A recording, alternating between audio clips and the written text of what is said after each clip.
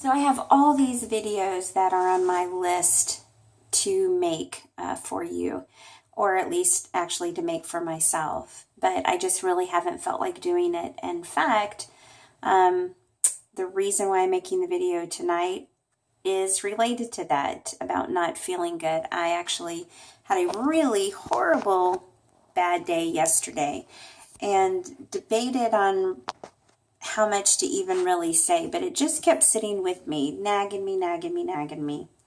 And it's hard for me to talk about it too much because as I hear my voice, first of all, it's annoying, the sound of my voice, but two, as I listen to myself speak, I have all of these thoughts going through my head, primarily that I've had worse times than these.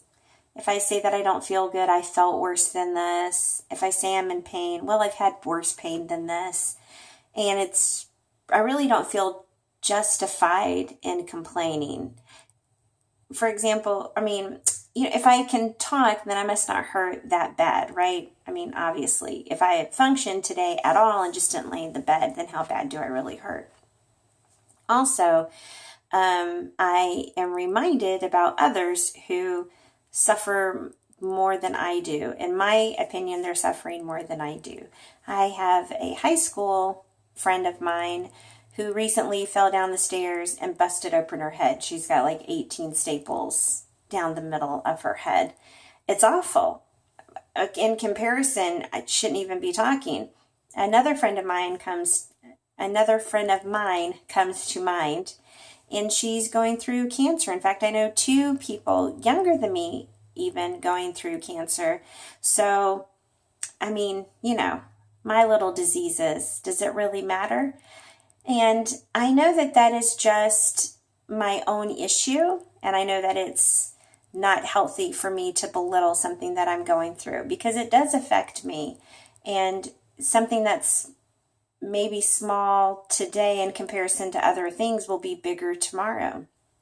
And it is a big deal. It's a big deal to me. It affected my life. It affected my productivity. It affected my sanity. It affected everything about my life.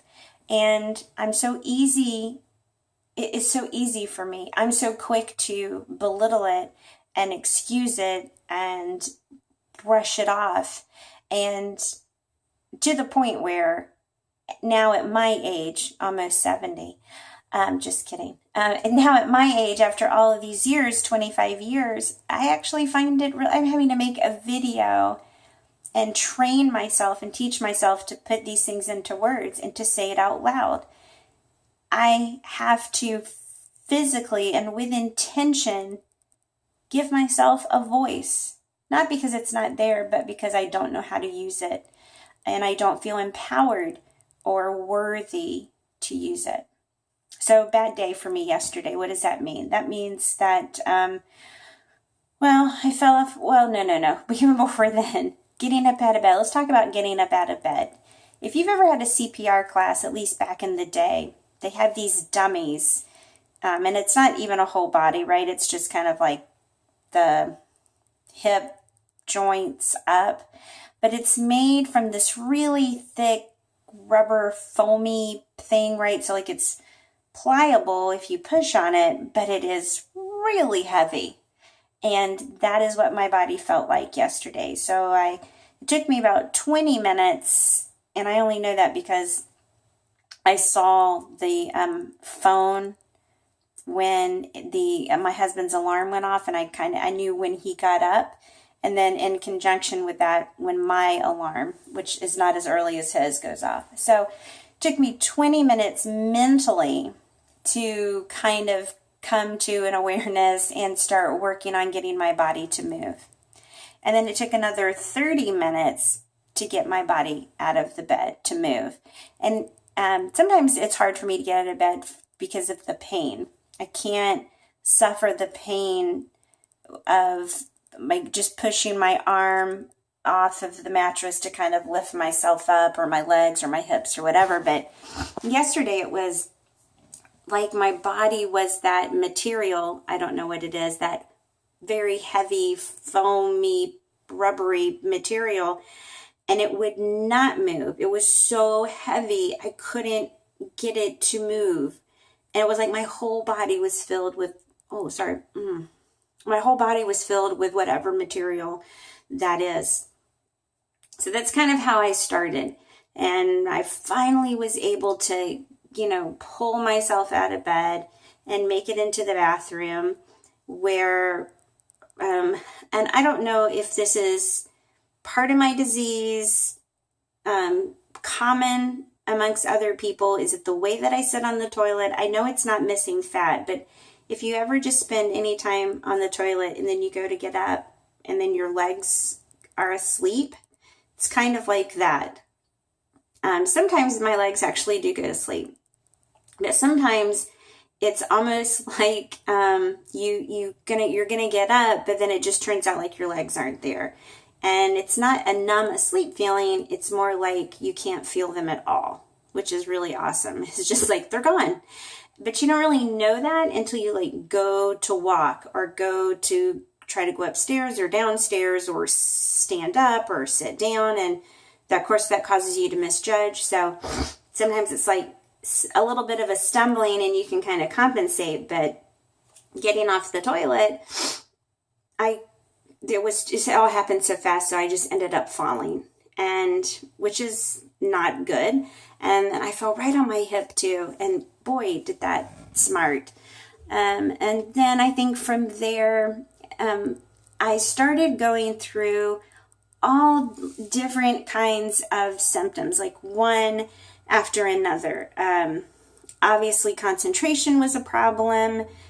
Finding words to speak was a problem.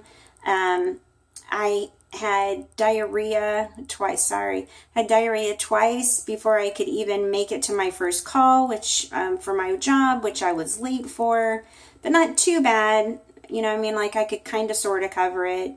Oh, I'm just having a bad day. But then it was back into the bathroom after that. And then it's like I was going from one thing to another. I've been coming off of this pain medication.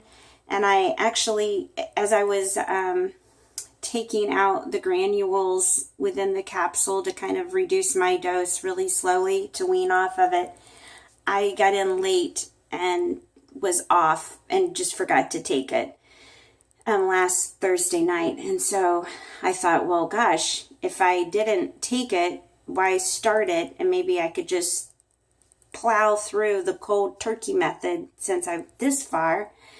So I just had, like, all Friday I was withdrawing. It didn't even occur to me until like 3/4 of the day that I was actually going through physical, literal drug withdrawals.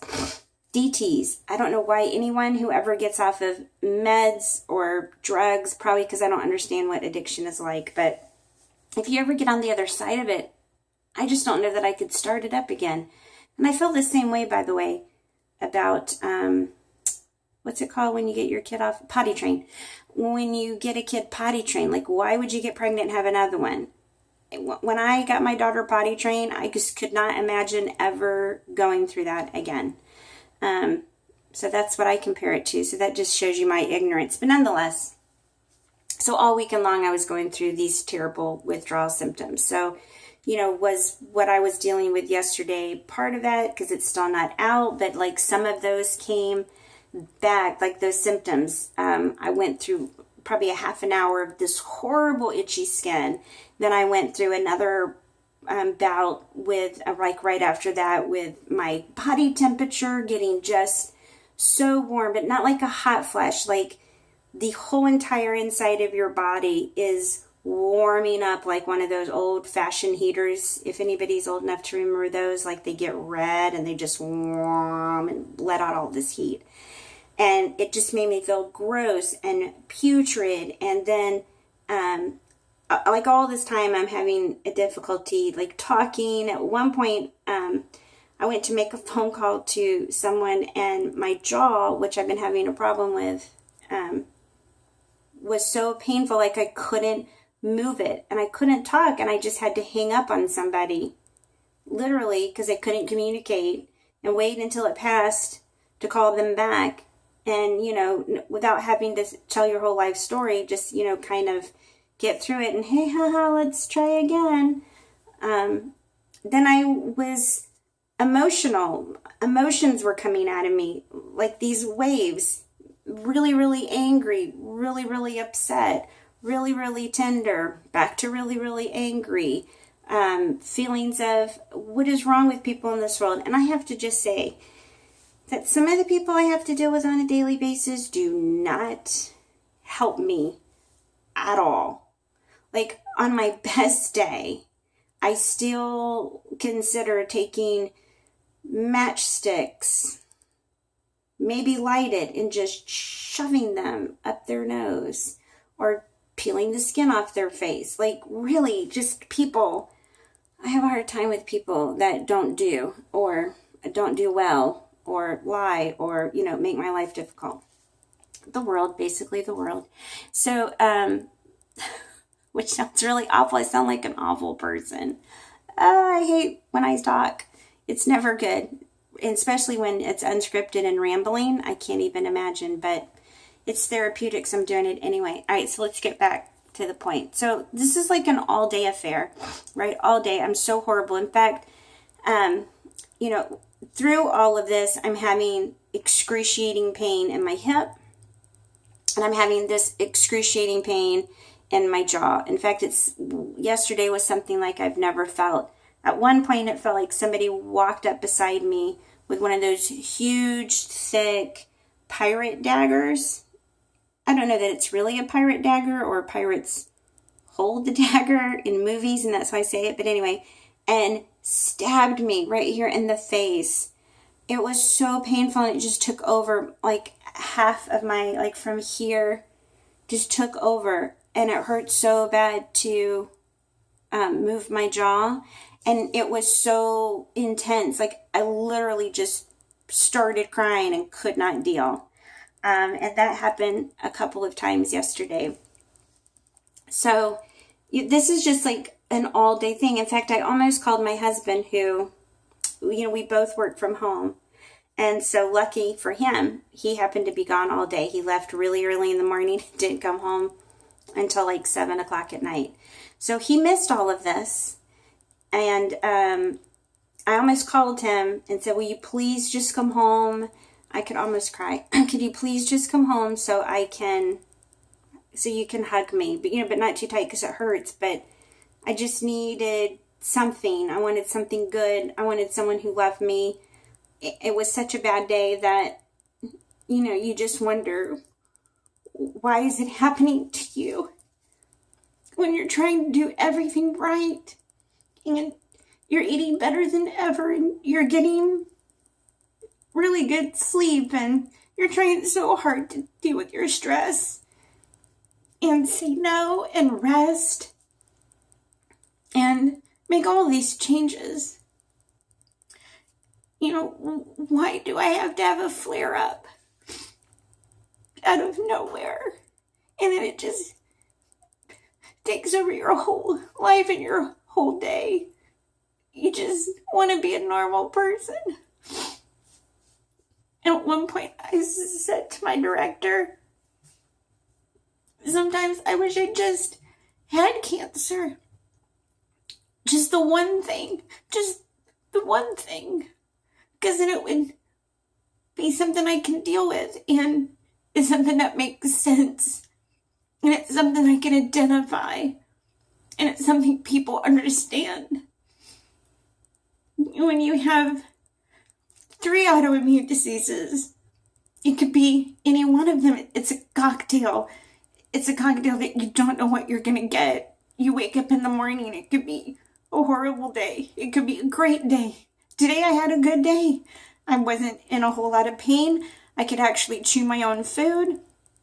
I was pretty stable all day. I don't know why. Because I'll tell you, I went to Chick-fil-A yesterday because I couldn't cope. Well, I only had a small bit of time and I couldn't cope with cooking because I was breaking down in other areas, but I had a kid to feed and, life has to go on. That was like horrible to eat. So how did I have a good day today? Anyway, I know it's all relative. I know we all got our stuff. But I see people all the time in Facebook groups and on Instagram, and they're suffering and they feel like they're crazy and their spouses don't get it. And, how many times can I show you grace before your illness is just inconvenient for my life? I get it. That's a large part of why I've never said anything and been open about how much pain I am in and how I really feel and how sometimes it's hard just to keep it together when the inside of you is screaming. And so I couldn't not make this video and just say to other people that are connecting with me over autoimmune disease, it's not just you. It's not just you. You're going to have a bad day, and a lot of times we don't know why. But if we can get through it, then we get another chance tomorrow. I hope for more good days than bad days. More good days in a row.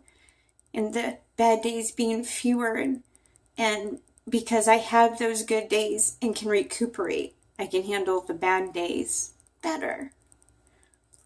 All you can do is your best. So I just encourage you to find somebody that you can be real with. Don't hold it inside because it's poison. And don't ever think that you're alone. Because apparently, according to the statistics, there's 14 to 25 million of us. So you can't be alone. And some of us are whiny crybabies. But some of us are just struggling. And it's okay that you struggle. I struggle. It's okay to have a bad day. And I think I should just start like a movement, right? Like hashtag, I'm owning my bad day. No, that sounds stupid. We should make a movement and make having a bad day normal and having a bad day regular. And I know I said normal. I was going with another word, but it escaped me. Oh, God. It's so hard because I'm so incredibly intelligent. You have no idea. So, also, I usually look like a supermodel, just not right this minute. We should make having a bad day normal, acceptable, politically correct, and the norm. There it is, the norm. We need to make having a bad day the norm because we're normal. Having a bad day is normal. Even healthy people and rich people and smart people and everybody has them. So anyway, I just wanted to say it out loud.